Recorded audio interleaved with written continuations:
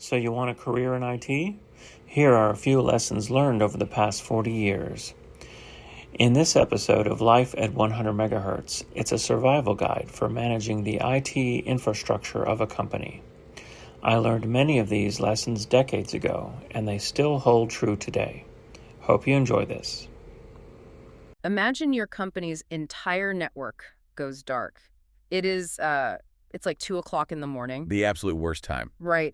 Your phone vibrates on the nightstand and you groggily pick it up and you see the CEO's number just glaring on the screen. Oh man, stomach drops immediately. Exactly. Millions of dollars in revenue are vaporizing by the minute, and you have exactly 2 choices on how to report this reality up the chain. And according to, 4 decades of IT veterans, the choice you make in those next 60 seconds will entirely dictate your career.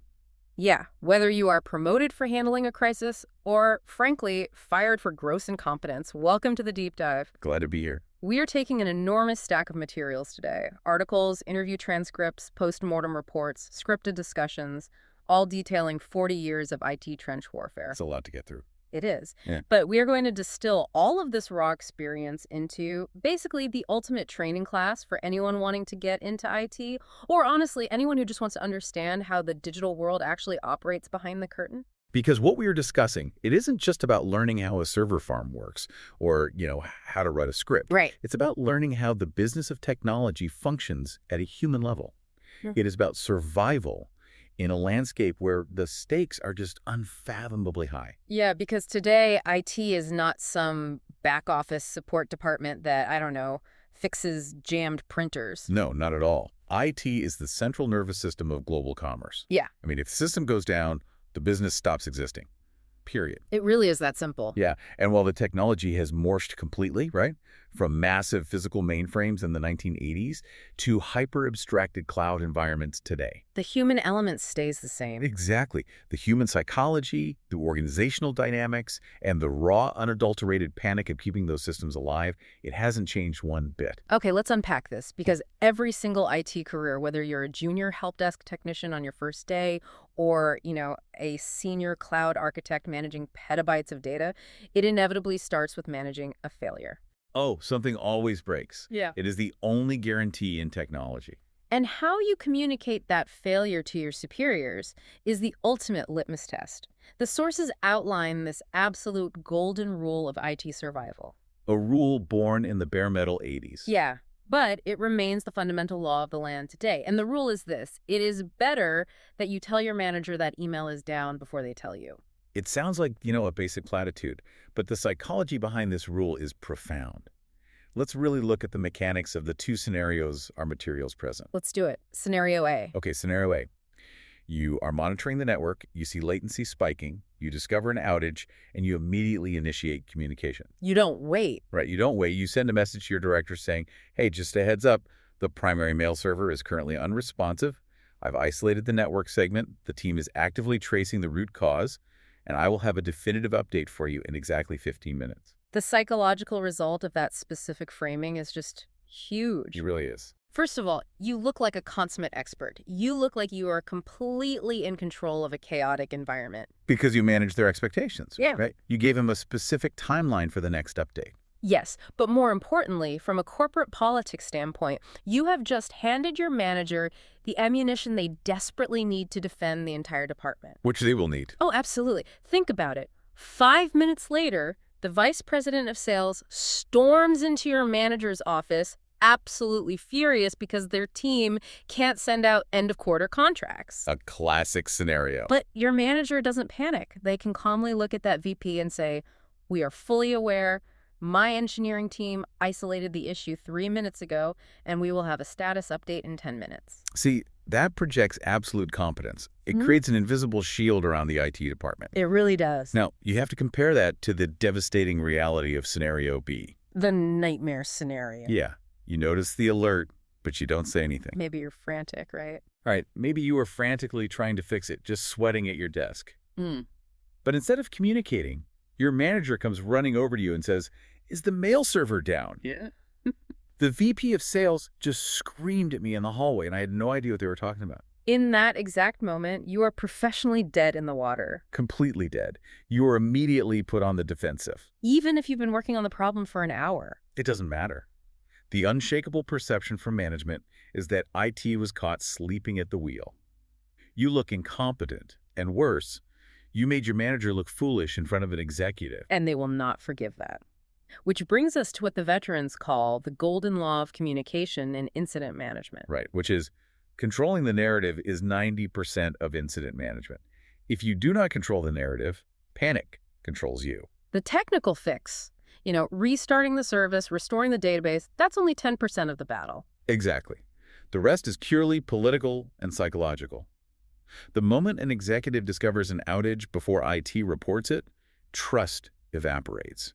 And in enterprise IT, trust is literally your only currency. I want to view this through a different lens for a second. If you look at this structurally, this is exactly how a public relations crisis works. Well, that's a great point. Yeah, if a major corporation or a celebrity discovers a scandal, a smart PR team gets ahead of the story immediately. They release a statement, they set the context, they control the framing. They anchor the public's expectation. Right. But if the tabloids break the story first, it's a massive, uncontrollable scandal. So IT incident management is essentially just high-speed digital PR. That is a highly accurate way to look at it. An outage is a technical problem, but status reporting is a political problem.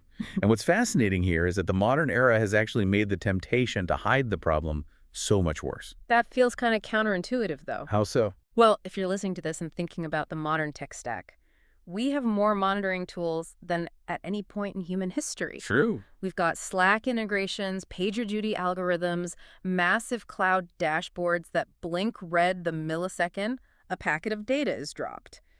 Shouldn't that make hiding an outage impossible? You would think so, right? Uh-huh. In the 80s, you knew a system was down because you physically walked into a room and the light on the terminal was dark, or a physical disk drive was literally clicking loudly. The click of death. Exactly. Yeah. But today, because everything is automated and abstracted behind these beautiful user interfaces, there is this immense, almost gravitational temptation for a young engineer to see a critical alert and think, I can fix this real quick before anyone notices.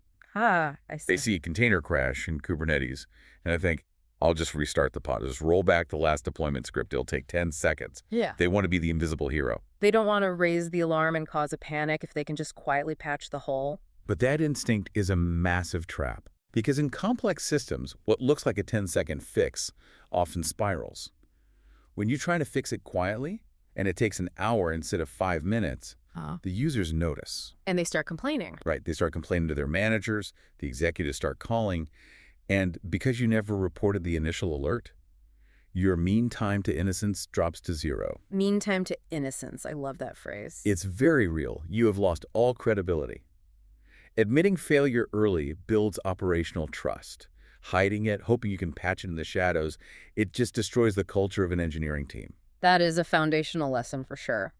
So if controlling the narrative handles the human reaction to an outage, the next logical question is, how do we prevent the outages from happening in the first place? Which is the holy grail. Right.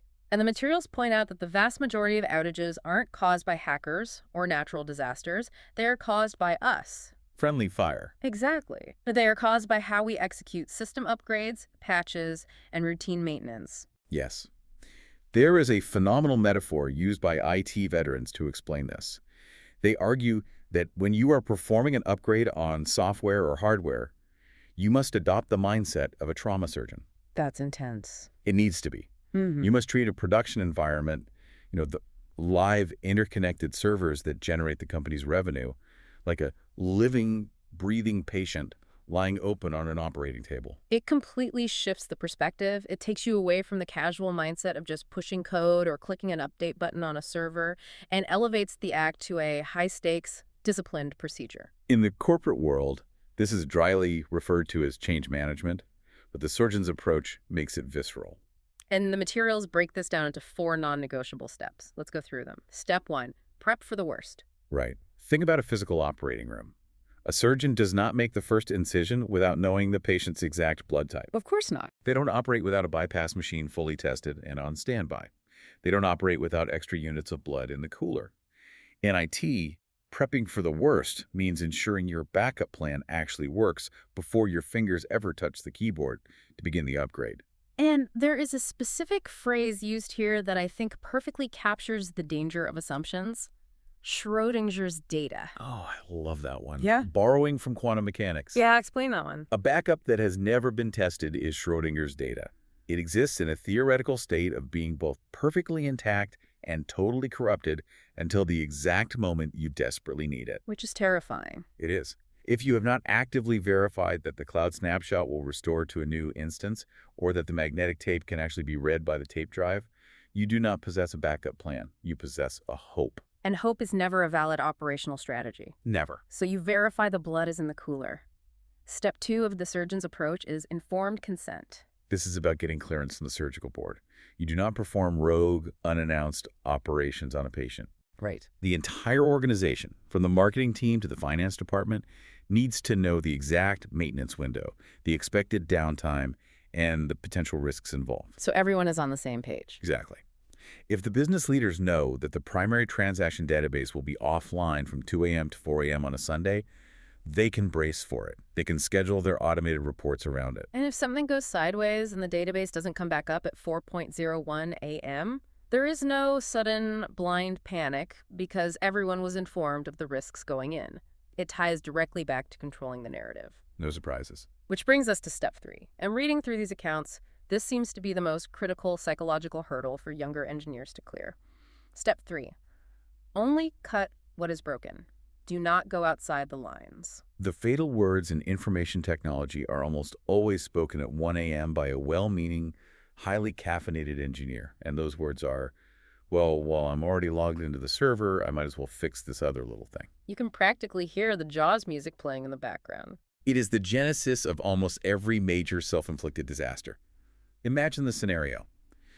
You log in during your approved maintenance window to apply a routine 15-minute security patch to a web server. Sounds harmless. But while you are navigating the directories, you notice a minor configuration error in how the network routes database traffic.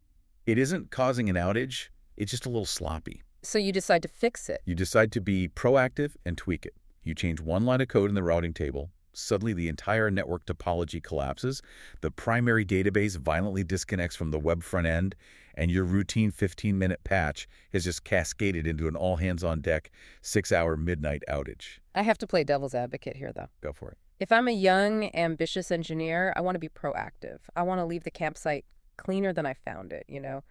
If I take my car to a mechanic to fix the brakes and the mechanic notices that my taillight wire is loose, I want them to just fix the taillight. Why does enterprise IT punish proactive fixing? It's a fair question. Why is trying to be a good steward considered dangerous? If we connect this to the bigger picture of system architecture, we have to recognize the difference between a complicated system and a complex system. Okay, unpack that difference. Enterprise IT is not a car. A car is complicated, but it is linear. Fix the taillight, it doesn't affect the transmission. Right. Enterprise IT is a complex, nonlinear, chaotic system characterized by tight coupling. Proactive, undocumented fixes introduce unmodeled risk. What do you mean by tight coupling? Tight coupling means that disparate parts of the system are highly dependent on each other in ways that are often invisible or just poorly documented. In our car analogy, fixing the taillight is isolated. But in a complex IT environment, that slightly sloppy taillight routing configuration might actually be a load-bearing dependency for a 20-year-old legacy application that the payroll department relies on. Oh, wow. So it's structurally integral, even if it looks sloppy. Exactly. When you tweak it without testing it in a sandbox environment, the entire engine block falls out. A surgeon doesn't decide to fix a slightly deviated septum while they are in the middle of performing open-heart surgery. That makes perfect sense. You stick strictly to the pre-approved scope. The surgeon's creed in medicine is, "Fust, do no harm." In IT, if the risk of your undocumented fix is worse than the symptom of the bug, you stay your hand. That is a profound distinction between complicated and complex systems, and it leads us to the final step. Step 4, post-op recovery. Double-checking the vitals. Just because the surgery is over doesn't mean the patient is healthy. In IT, engineers often rely on automated scripts to apply patches. The script finishes, it prints out a green success message in the terminal, and the engineer logs off and goes to sleep. But just because a script returns a success code, or just because a server responds to a basic network ping, does not mean the application is actually working. You have to check the actual vitals. Right. You have to behave like a user. Can you actually open a web browser, log into the application, and load a profile? Is the database actively writing new data? Are the API endpoints returning the correct payloads? Exactly. You do not leave the digital operating room until you have verified that the patient is breathing on their own, walking, and talking. Here's where it gets really interesting. To be a good surgeon, to intuitively grasp how a complex system breathes and bleeds, you must fundamentally understand anatomy. Yes. You have to know where the bones, the veins, and the organs actually sit. And if you look at today's younger engineers, the ones who learned to code entirely in the modern era, they understand the virtual anatomy of the cloud flawlessly. They really do. They can spin up complex Kubernetes clusters, write elegant deployment pipelines, and manage software-defined networks in their sleep. But because of how abstracted the cloud is, they are completely blind to the physical anatomy underneath it all. And that physical blindness leads to massive architectural and strategic mistakes. There's a fundamental divide between the veterans of the bare metal era and the cloud-native generation. Let's start with a strategic difference, like how these two generations view software updates. Okay, yeah. In modern CI/CD, which is continuous integration and continuous deployment, the culture is geared toward speed. Push the code instantly. Adopt the latest version immediately. Move fast and break things. Exactly. But veterans advocate for a strategy of being fashionably late to the patch party. Wait, isn't that incredibly dangerous? If a critical zero-day vulnerability is announced and the vendor releases a patch and I decide to wait 2 weeks to see if the patch breaks things, aren't I just leaving the front door of my company wide open for hackers? This raises an important question about risk assessment. You have to weigh the risk of the zero-day vulnerability against the risk of the patch itself. Okay, sure. Obviously, if a vulnerability is actively being exploited in the wild, you patch immediately. But for standard updates, feature releases, and non-critical security patches, being fashionably late is a survival tactic. There's a vital difference between being on the leading edge and being on the bleeding edge. Because the patches themselves are often weaponized by accident. Exactly. Today, the pressure on software vendors to release updates rapidly is immense. To maintain that speed, many vendors essentially use their paying customers as an unwitting quality assurance department. Oh, that's wild. We have seen massive, highly publicized global outages caused by a major vendor pushing an automated update that bypassed proper staging.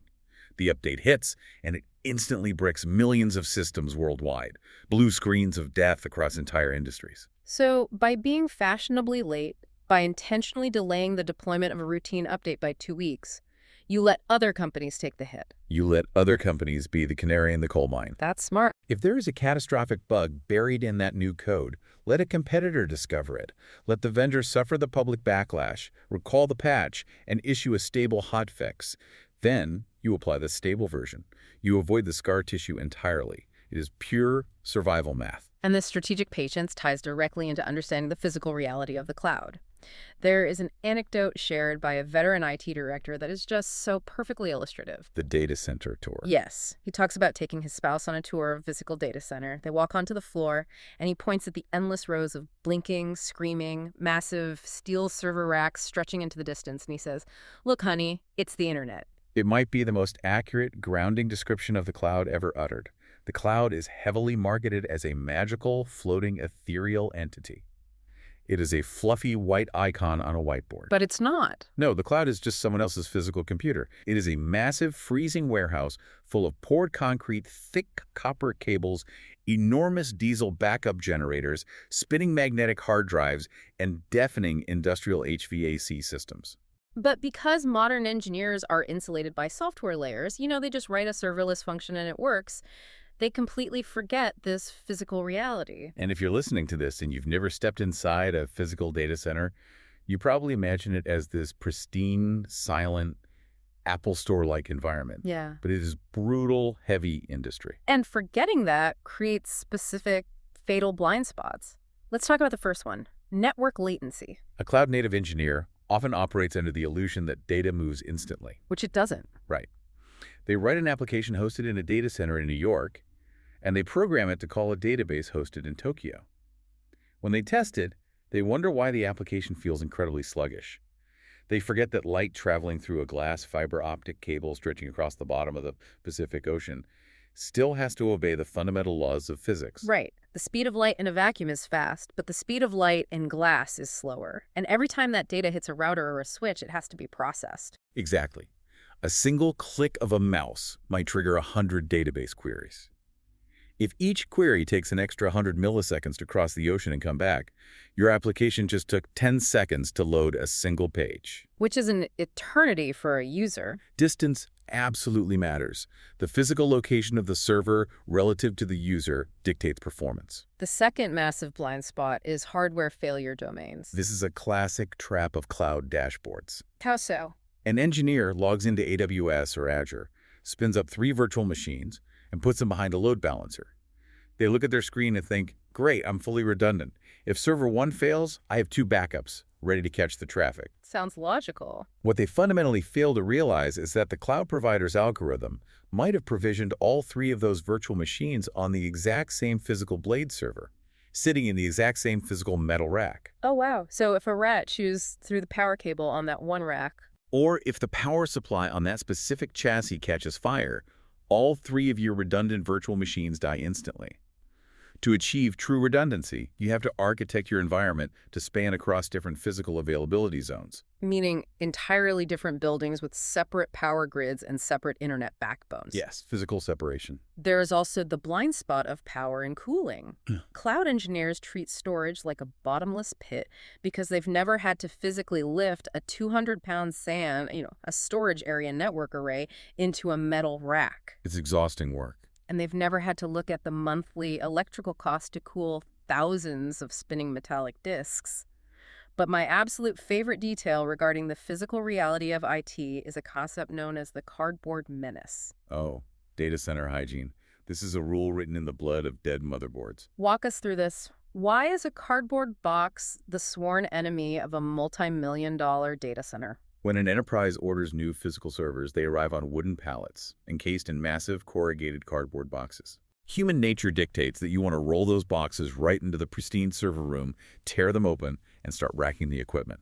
But people who don't understand the thermodynamics of a data center do not realize that the physical act of ripping open and moving cardboard sheds millions of microscopic cellulose fibers into the ambient air. And as we established, a server room is essentially a massive wind tunnel. Precisely. The servers are packed with high RPM fans, pulling in massive cubic volumes of air to keep the processors from melting. These fans act like vacuum cleaners. Oh, no. They suck those microscopic cardboard fibers right into the chassis. The fibers bypass the air filters and get lodged deep inside the finely finned metal heat sinks sitting on top of the CPUs.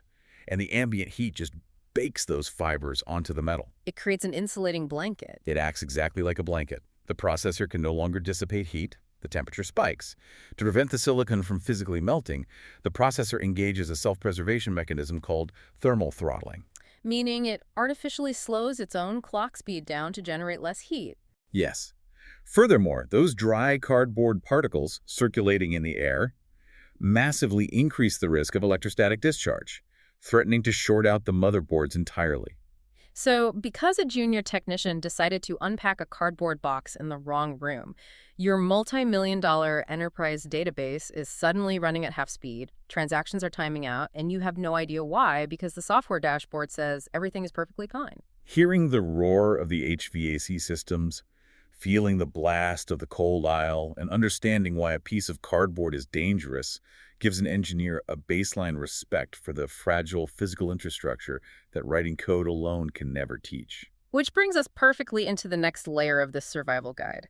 Because engineers forget the physical layer, they fatally misunderstand resilience. They confuse a temporary buffer with an actual safety net. The backup blind spot. Exactly. Let's talk about that. What is the golden rule of backups from the physical era? In the era of magnetic tape, senior engineers used to ask a simple, cynical question. How many backups are good enough? And the answer was always, I think one more ought to do it. You can literally never have enough backups. Never. But today, in the cloud era, there is a dangerous semantic confusion. Younger engineers look at their architecture and believe they have robust backups, but what they actually have is replication. This is a critical failure point. Explain the mechanical difference between a backup and replication. It is the difference between high availability and disaster recovery. Let's look at replication first. Imagine you have your primary database sitting in a data center in Virginia. Okay. You configure it to automatically replicate block for block in real time to a secondary data center in Oregon. Yeah. An engineer looks at that setup and proudly says, "We are perfectly safe. We have backup." But they don't. No, you have high availability. If a backhoe digs through the fiber optic trunk line outside the Virginia data center, the Oregon facility instantly takes over, and the users never notice. That is what replication is designed to survive, a physical hardware or networking failure. But what happens if the failure isn't hardware? What happens if a human makes a catastrophic error or a ransomware gang gets in? That's the nightmare. If a tired database administrator accidentally executes a script that drops the main production tables, or if a hacker injects ransomware that encrypts the database in Virginia, the storage replication software does exactly what it is mathematically programmed to do. Which is copy it. It instantly, flawlessly, and faithfully replicates that corruption to Oregon. Your backup is destroyed at the exact speed of light. The ransomware encrypts both coasts simultaneously. That is terrifying, but what about cloud snapshots? Engineers use snapshots all the time to roll back servers. Snapshots are incredibly useful for rolling back a bad patch, but they are an illusion of safety if they are your only defense. Why is that? If those snapshots live on the exact same cloud platform as your primary servers, managed under the same root administrative credentials, they are highly vulnerable. Ah, I see. If a hacker compromises the root IAM account, they can simply hit delete on your production data and delete on your snapshot simultaneously.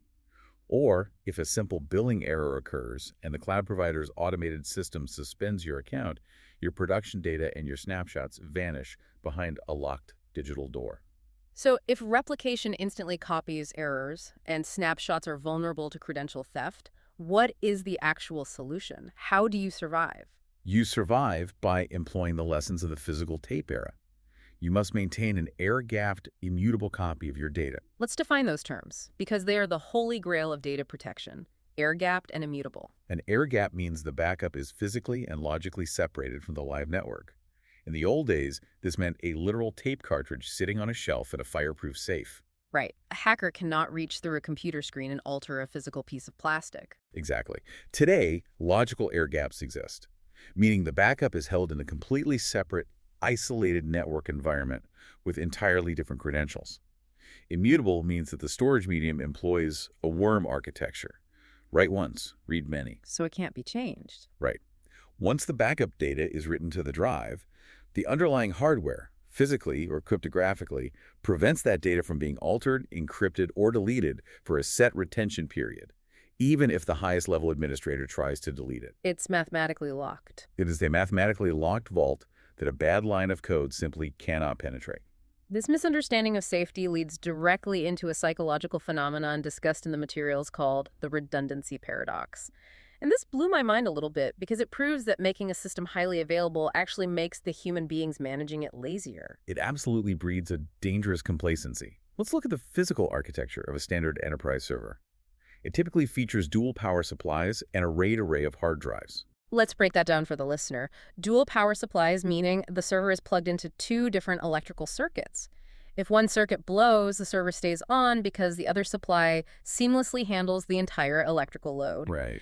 And a RAID array, redundant array of independent disks, meaning the data is striped across multiple physical hard drives. If one hard drive physically shatters, the data is still perfectly safe and accessible from the remaining drives. Exactly.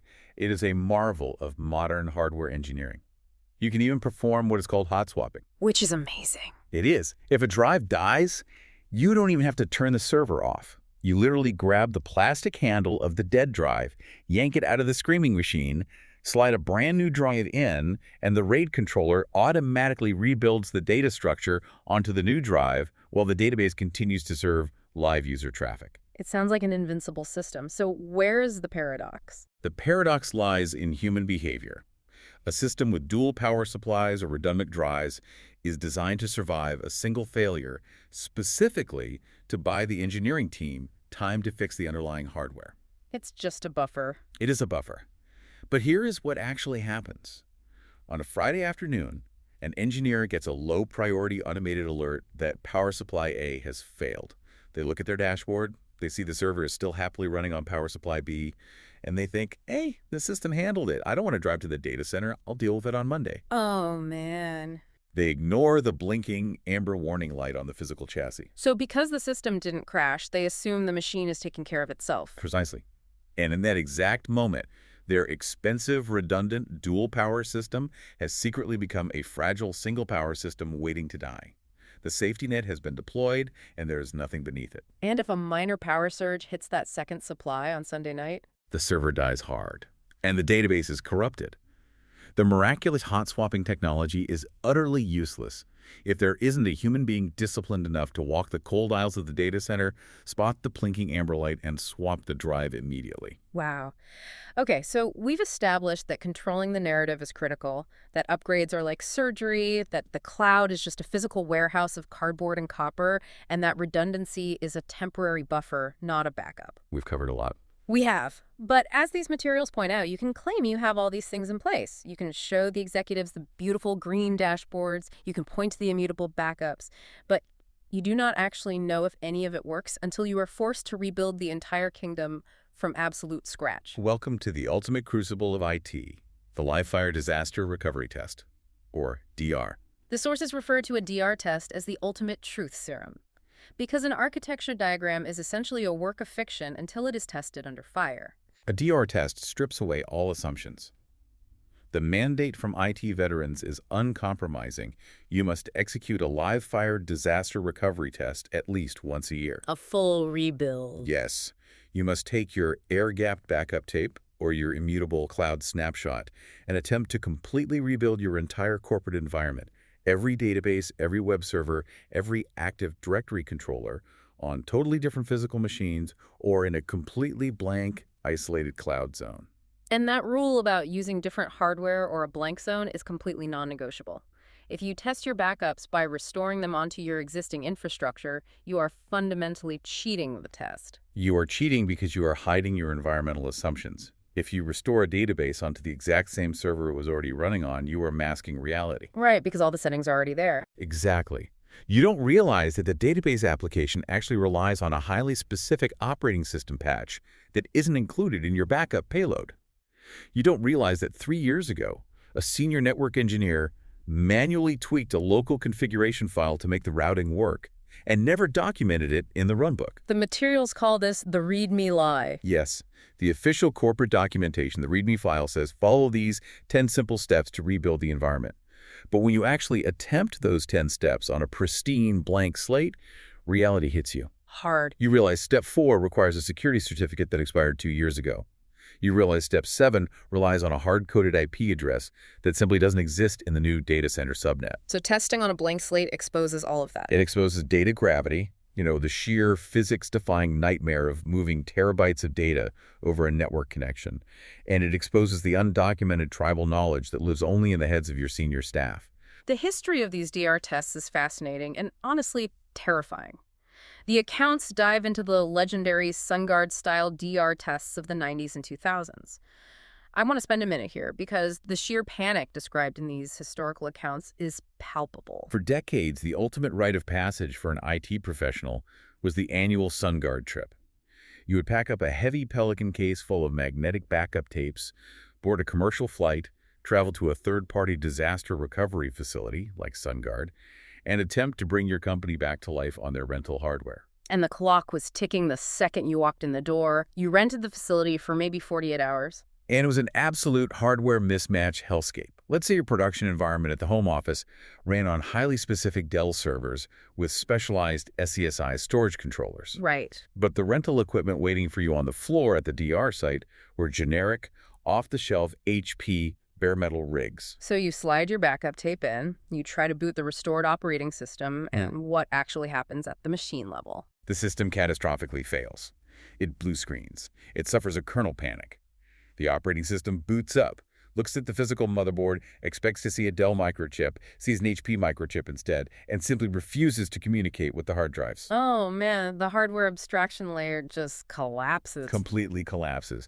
IT teams would spend the first 36 hours of their 48-hour rental window frantically hunting down obscure HP SCSI drivers on the early internet, trying to inject them into the boot sequence using floppy disks, sweating through their shirts while the executives paced behind them asking why the financial database wasn't up yet. That sounds like an unbelievable nightmare. But what's really striking is that the materials point out this exact same nightmare exists in the modern cloud era.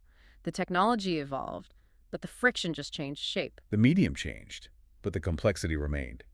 Today, a modern cloud engineer tries to restore a snapshot into an isolated blank AWS or Azure sandbox.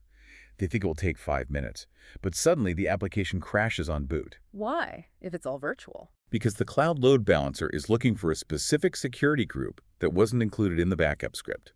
Or the identity and access management, the IAM roles, they don't have the correct cross-account permissions in the new region. Or the virtual private cloud peering connections weren't established in the isolated zone. Wait, let me ask you this. If an IT team runs a DR test and it goes perfectly smoothly on the first try, everything boots up in an hour, isn't that a massive victory? Doesn't that mean your team is incredibly well prepared? No, it is highly counterintuitive. But if a disaster recovery test goes perfectly on the first try, you failed the test. Wait, really? Yes. Yes. It means you didn't actually test anything meaningful. You tested a scenario that was vastly too simple, or you only tested a single isolated server instead of the core, messy, interconnected system. I see. The entire value of a DR test is exposing the catastrophic failures, the broken dependencies, and the outdated documentation while the sun is shining outside. You want to fail miserably in the DR sandbox so that you can fix your runbooks. Because if you don't expose those failures in the sandbox, you will discover them at 3 a.m. when the actual building is on fire and the company's survival is on the line. Exactly. Okay, so let's take a step back and look at the macro picture. We have established that doing proper live-fire DR tests, maintaining air-gapped, immutable backups across multiple regions, and replacing legacy physical servers requires immense effort. And money? Right. And more importantly, it requires massive budgets. But we've also established that all of this work, tuning the engine, testing the backups, checking the thermal levels, it's entirely invisible to the end customer and the executive board. So how does an IT professional convince a CFO to pay for invisible work? This is where we leave the data center and enter the realm of corporate chess. The materials introduce a brilliant analogy to explain the inherent, constant friction between business leaders and IT departments. They compare the modern corporation to an automobile. Ah, the look versus the engine. Exactly. The look of the car represents the marketing department, the sales team, the user interfaces, the slick new mobile apps, and the executive leadership. It is the shiny red paint job. And the engine. The engine is the processing power, the IT infrastructure, the back-end databases, the network security, and the backup storage arrays. And naturally, executives are obsessed with the look. Of course they are. The look is what generates immediate revenue. A slick new mobile app or a massive marketing campaign provides instant gratification. The board of directors can see it, the shareholders can interact with it, but executives will frequently starve the engine of budget in order to pay for the paint job. They refuse to fund the invisible, unglamorous work of upgrading legacy database systems or buying enterprise-grade backup storage. Exactly. The result being what the materials brilliantly refer to as the Volkswagen Beetle experience. Yes. Imagine a customer sees a phenomenal marketing campaign. They think they are buying a Ferrari. They go to a gorgeous modern website and apply for a mortgage in 5 minutes. The front-end experience is flawless. But behind the scenes. But behind the scenes, the IT engine is starved and dying. The shiny website dumps that mortgage application into a 20-year-old mainframe. It takes the company 40 days of manual processing, crashing databases, lost PDF documents, and frantic phone calls to actually close the loan. So the customer realizes they were sold the illusion of a Ferrari, but they are actually driving a clunky, sputtering old Beetle. The corporate illusion is shattered. So if I'm the IT director and the CFO denies my budget request for a new storage array because it doesn't directly generate revenue, I'm supposed to just accept that, because if the old storage array dies and the data gets whacked, I'm the one getting fired, right? Here you are. How does an IT leader politically survive that trap and force the business to fund the engine? This requires a masterful pivot. The sources reveal a survival tactic that is pure corporate judo. Smart IT leaders use compliance and audits as air support. Walk us through how this works because it's fascinating. Most engineers hate auditors. Many engineers view external auditors and internal compliance officers as the enemy. They view them as bureaucrats who just create red tape and slow down development. But veteran IT leaders don't fight the compliance department, they arm them. Let's look at the boardroom dynamic. If an IT director goes to the CFO and says, I need $100,000 to upgrade our storage area network, the CFO just hears, the engineering nerds want a shiny new toy. Request denied. Right. It's viewed as an optional luxury. Exactly. But let's say the IT director brings in an external auditor. Now we're talking. And that auditor examines the old storage array and writes a formal, legally binding deficiency report stating that the company is failing its PCI compliance or SOX compliance because the aging storage system cannot mathematically guarantee data retention or encryption. Let's define those because they carry immense weight. SOX and PCI. Oh, please do. SOX stands for the Sarbanes-Oxley Act. It is federal law passed after the Enron accounting scandal, where executives were shredding documents to hide fraud.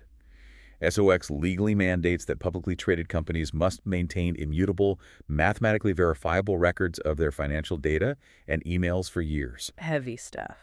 And PCI. PCI is the Payment Card Industry Data Security Standard. It dictates exactly how credit card numbers must be encrypted and stored.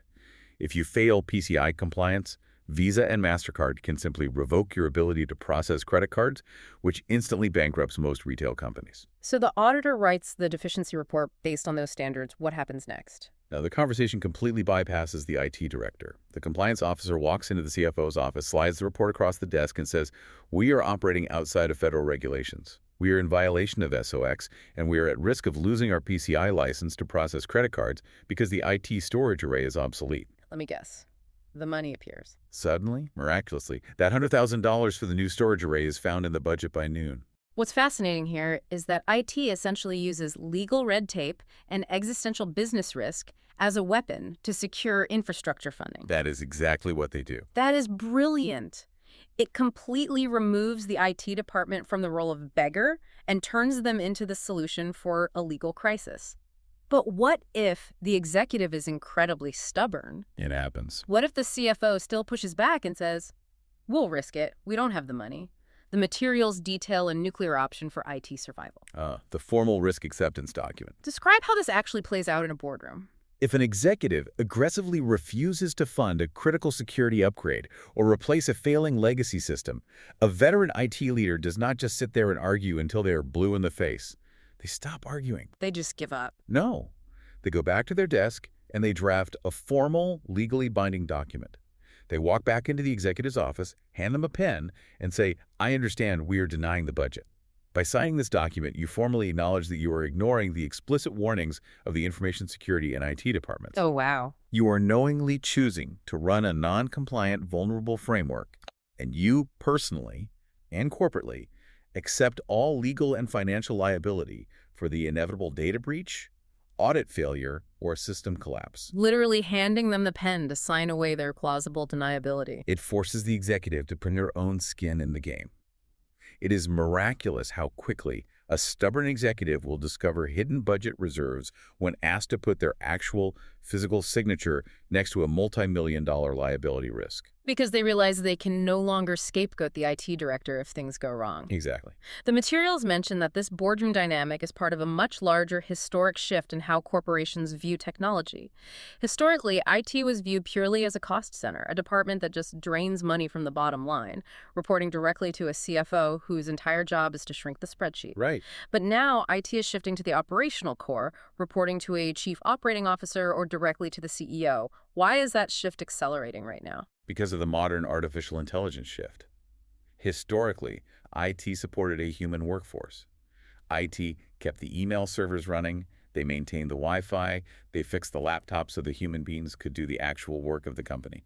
But as companies deploy AI agents, automated pipelines, and algorithmic decision-making, the paradigm has fundamentally inverted. Explain that inversion. IT is no longer supporting the workforce. IT is managing the infrastructure that is the workforce. Yes. If a company deploys an AI agent to handle 50% of its global customer service interactions and the cloud instance hosting that AI goes down, you haven't just lost a software tool. You have essentially fired half your staff instantly. An IT outage is no longer an inconvenience where people have to use pen and paper for an hour. It is a catastrophic operational freeze. That is why starving the engine of legacy systems is so dangerous, and why regulations act as expiration dates to protect companies from their own short-sighted financial decisions. Okay, we have covered an immense amount of ground.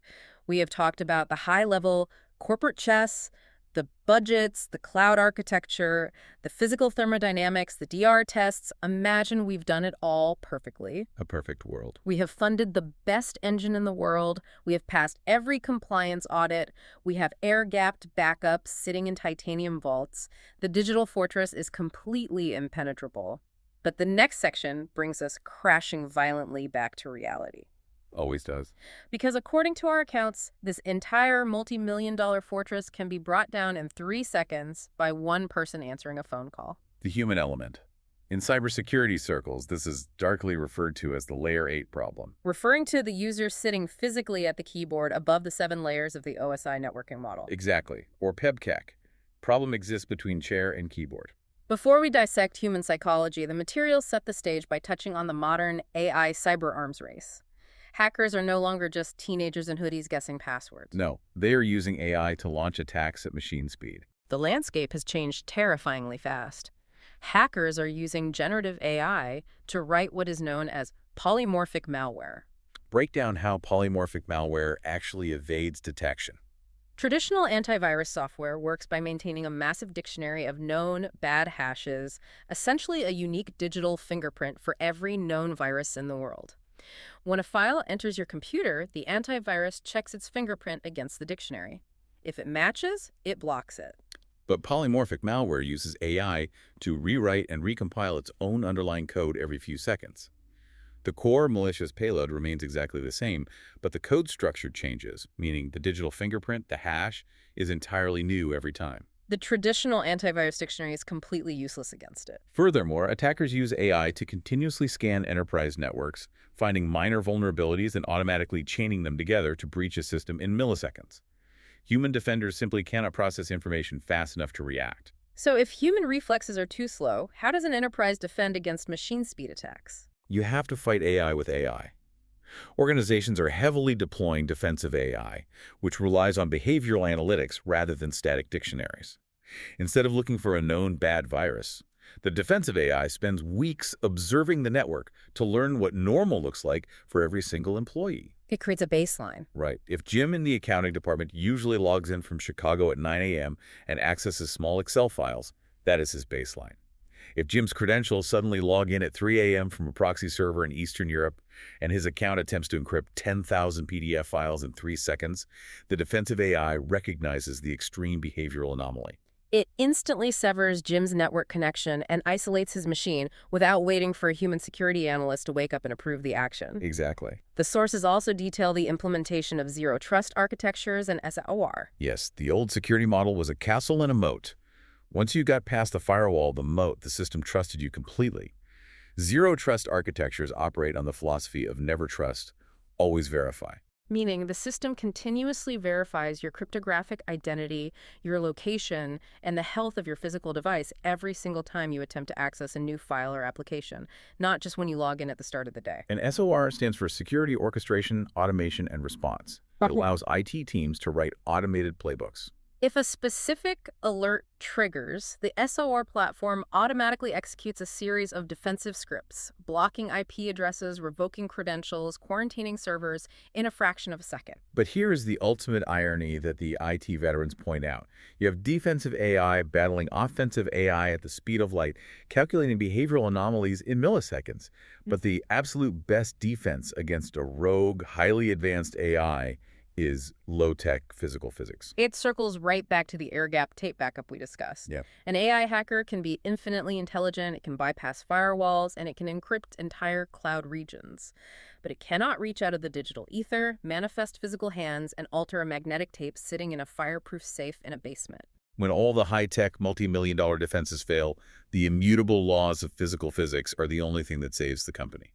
And speaking of low-tech approaches, the materials point out a stark reality about modern hacking.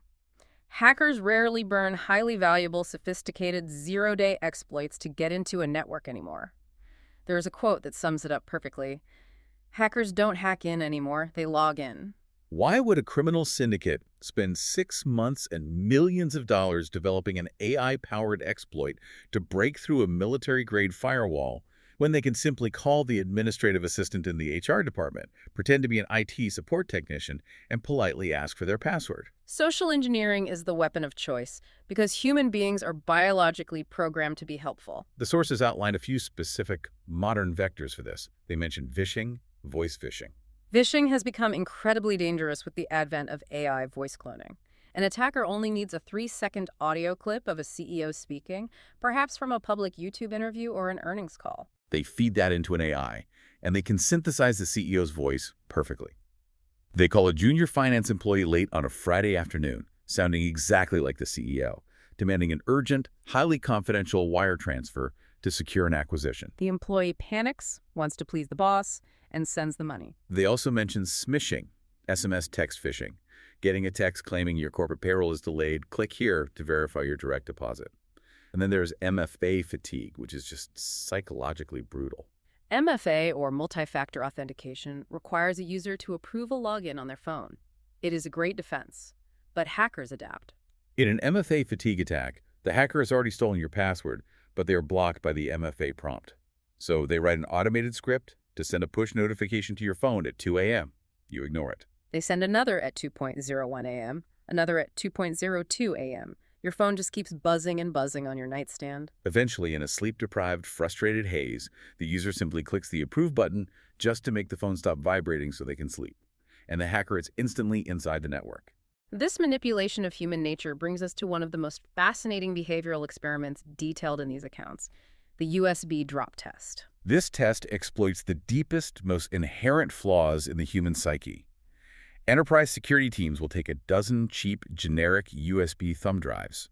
They will scatter them around the company's physical premises, in the employee parking lot, on the tables in the cafeteria, inside the elevators, and they just sit back and wait to see what happens. And the data on this is absolutely staggering. Up to 98% of those dropped USB drives get picked up by an employee. But here's the crazy part. Nearly 50% of the people who pick them up actually take them to their desk and plug them directly into a highly secured corporate computer. Why? Why would a rational adult plug a mysterious, dirty piece of hardware they found in a parking lot into a machine connected to millions of dollars of corporate data? Because the attack perfectly exploits two powerful opposing human traits, curiosity and altruism. The security teams often label the USB drives to trigger these traits. If they write Q3 executive salary data, confidential, on the drive in Sharpie, human curiosity takes over. The employee thinks, I wonder what the VP makes, and plugs it in. If they attach the USB drive to a set of keys with a cute keychain, human altruism takes over. The employee thinks, oh, someone lost their house keys and their family photos. I'll just plug it in, find a resume or a document with their name on it, and return it to them. But the danger is completely invisible to the user. Explain the mechanics of what happens the millisecond that drive enters the USB port. It is incredibly dangerous. Attackers use malicious devices colloquially known as rubber duckies. To the human eye, it looks exactly like a standard plastic USB thumb drive. But internally, the microchip architecture is completely different. When you plug a standard storage drive into a computer, the computer asks, what are you? And the drive says, I am a mass storage device. The computer then scans it for viruses. But a rubber ducky is programmed to answer that question differently. It tells the computer, I am a human interface device. I am a USB keyboard. Oh, wow. And computers inherently trust keyboards. They have to, otherwise you couldn't type. Exactly. The operating system explicitly trusts the HID protocol. It doesn't scan a keyboard for viruses. The millisecond the rubber ducky is plugged in, before the human user even moves their mouse to click anything, the microchip executes a pre-programmed payload. It acts as an invisible typist, executing thousands of keystrokes in a fraction of a second. It opens a hidden command prompt, bypasses administrative warnings, downloads a malicious payload from an external server, disables the local antivirus, and establishes a persistent backdoor connection to the hacker. By the time the well-meaning employee realizes there are no family photos on the drive, The entire corporate network has already been fundamentally compromised. So how do you train human beings not to do this without destroying their morale? I have to question the organizational fairness of actively tricking employees with fake phishing emails and scattering fake infected USB drives around the cafeteria. Doesn't that just breed massive paranoia and make the staff view the IT department as the enemy? If it is executed poorly, yes, it creates a toxic environment of fear compliance. And fear compliance is incredibly dangerous because it leads directly to shadow IT. What is shadow IT? Shadow IT occurs when employees are so terrified of violating strict IT policies or find the security controls so burdensome that they start bypassing IT entirely to get their jobs done. They start using personal Dropbox accounts to share confidential files, or they purchase unsanctioned SaaS applications on their personal credit cards. They create infinitely worse security black holes because IT cannot secure what IT cannot see. So how do you avoid shadow IT? How do you train them properly? The materials provide a masterclass in organizational psychology, gamification, and the concept of the safe failure. You have to shift the culture away from punishment. Think of the days since last accident signs you see in industrial manufacturing plants. They don't punish the worker who reports a safety hazard. They celebrate the collective safety record. How does that apply to a dropped USB drive? When an employee fails the test and plugs in that dropped USB drive, it doesn't deploy simulated malware or lock their screen with a terrifying red warning. Instead, it opens a friendly web page that says, "Oops, you just found a security test. Don't worry, you aren't in trouble." But here is a quick 3-minute refresher video on why unknown hardware is dangerous to the company. It creates a memorable ouch factor. It humbles the user in the safety of a controlled environment without humiliating them or compromising the network. It's an educational intervention, not a reprimand. And what about positive reinforcement? You aggressively reward the good catches. If an employee spots a highly sophisticated AI-generated phishing email and clicks the Report to IT button instead of clicking the link, you don't just log it in a database. You give them a shout out at the monthly all-hands meeting. You send them a $10 coffee gift card. If the entire finance department goes 90 days without failing a single phishing simulation, the IT department buys them all pizza. You want to shift the culture so that employees feel empowered, not policed. If the CEO emails a junior accountant demanding an urgent wire transfer, that accountant should feel totally safe picking up the phone and calling the CEO directly to verbally verify the request without any fear of being reprimanded for questioning authority. You turn the human beings from your weakest, most vulnerable link into an active, highly distributed, intelligent firewall. So what does this all mean? We have journeyed through 40 years of information technology history today. We have talked about the vital importance of controlling the narrative with management when systems crash. We've talked about the discipline of treating upgrades like open heart surgery and recognizing the tight coupling of complex systems. We explored the gritty physical reality of cardboard dust, thermal throttling, and copper wires hidden beneath the cloud abstraction. We defined the mechanical difference between replication buffers and true, immutable backups. We analyzed the terror of bare metal disaster recovery tests, the corporate chess of compliance and risk acceptance, and the psychological warfare of social engineering and rubber duckies. But these accounts leave us with one final, legendary story for our outro. And it proves that when the screens go dark, IT survival comes down to raw, physical resourcefulness, and human solidarity. The legendary MacGyver break room swamp cooler story, it is a perfect distillation of everything we've discussed. Paint the cinematic picture for us. It takes place in the bare metal era. A mid-sized company's entire operation, every database, every file share, every email, runs out of a single localized server room in their office building. And suddenly, on a sweltering summer afternoon, the massive industrial air conditioning unit dedicated to that room suffers a catastrophic mechanical failure. It dies. And in a closed, heavily insulated server room, the temperature doesn't just rise slowly like a hot day outside. It skyrockets exponentially. Because the servers themselves are generating massive thermal output. They are exhausting air that is well over 100 degrees into a closed box. They then suck that same hot air back into their intakes. The internal fans spin up to maximum RPM, screaming like jet engines trying to pull in cool air that doesn't exist. Thermal shutdown limits are approaching in minutes. If those processors hit their safety tripwires, the entire infrastructure of the business abruptly powers off, risking massive data corruption. The IT team orders emergency rental spot coolers, but the delivery truck is hours away. They don't have hours, they have minutes before the silicon melts. What do? The veteran IT engineer in the story looks at the brutal physics of the room. They don't write a script. They don't open a dashboard. They send a desperate office-wide email begging for every single personal desk fan in the building. They instruct their team to line those desk fans up at the open door of the server room, pointing outward to forcefully push the ambient heat out into the hallway. But blowing hot air around isn't enough to drop the core temperature. They need an active heat exchange. So the engineers run to the corporate break room, empty the employee ice machines into large, flat plastic cafeteria trays, and place those trays of ice directly behind the intake of the desk fans. They literally built a primitive evaporative heat exchange system, a swamp cooler. Exactly. As the fans pulled air over the melting break room ice, it dropped the ambient temperature of the air being pushed over the servers. It wasn't a lot, maybe a degree or two, but it was just enough to keep the processors hovering exactly 1 degree below their thermal tripwires. The engineers spent hours running back and forth, replacing the melted water with fresh ice. And the final quote from the source document is the ultimate IT victory. Nothing went down that day. It is the ultimate contrast. Contrast that visceral, sweaty, adrenaline-pumping terror of hauling ice to save a physical machine with the modern cloud engineer sitting in a coffee shop who just watches an automated script seamlessly migrate a workload to a server farm in Ohio. But the most important part of that story isn't the ice. It isn't the thermodynamics. No, the most important part of the story is the human reaction to the crisis. When that IT veteran sent the desperate email, a dozen standard office workers, accountants, marketing managers, HR reps immediately ran down the stairs carrying more desk fans than the IT team could even plug in. They didn't ask questions.